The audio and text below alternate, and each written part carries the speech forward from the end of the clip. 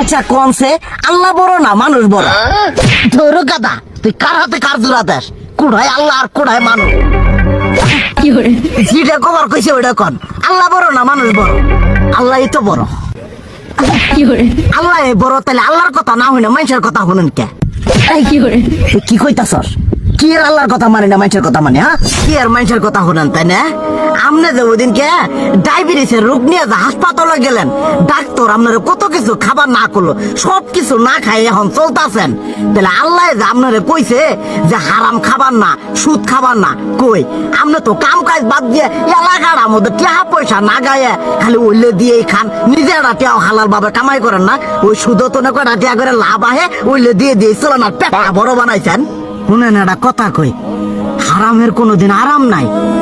হালাল পথে রুজি রোজগার করেন, প্রয়োজনে এড়া বেলা কম খায়েন, তাও শরীর পিণ্ড ভালো থাকবো, কোনো রোগ বেদ হবো না, আরামও পাবেন, আল্লাহও খুশি থাকবো। তুই আমার এইভাবে বুঝাবি আগে কইলি না কে? আসলে এই বিষয়টা তো আমি কখনো মাথায় এইভাবে নিই যে আমাদের কখনো ডাক্তার নিষেধ করলে ঠিকই আমরা নিষেধ মানি, কিন্তু উপর আল্লাহ যে কত কিছু নিষেধ করে দিয়ে সেটা মানি না। আর এই যে হারাম পথে টিয়া পয়সা কামাই করতেছেন, শরীরের মধ্যে দুনিয়া রোগ বেত হয়েছে, দেখা যাইতেছে যা টিয়া হারাম পথে কামাই করতেছেন তার তো বেশি টিয়া মনে করেন জ্বলেই যাইতেছে গা বেশি। আজকের পর থেকে আমি আর এই হারাম সুদ খামো না, আমি হালাল পথে চলবো, হালাল টাকা পয়সা ইনকাম করবো।